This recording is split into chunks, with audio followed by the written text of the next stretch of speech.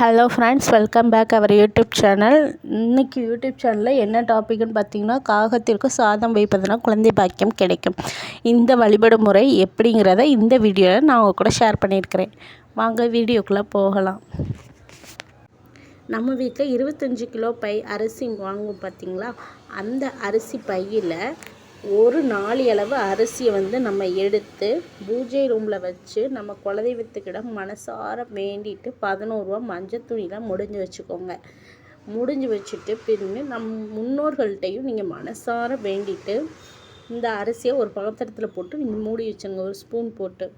இந்த அரிசி என்ன செய்யணும்னு பார்த்திங்கன்னா, தினமும் நம்ம சாதம் சமைக்கிறோம் பார்த்திங்களா, அந்த அரிசி கூட ஒரு ஸ்பூன் நீங்கள் போட்டுகிட்டே வாங்க. அந்த சாதத்தை நீங்கள் தினமும் காலையில் காக்காவுக்கு நீங்கள் வைங்க. வச்சுட்டு வர உங்களுக்கு நல்ல பலன் கிடைக்கும். நம் முன்னோர்களோட ஆசீர்வாதமும் நமக்கு கிடைக்கும். முன்னோர்கள் சாபம் ஏதாச்சும் இருந்துச்சுனாலும் நமக்கு நிவர்த்தி ஆகும்.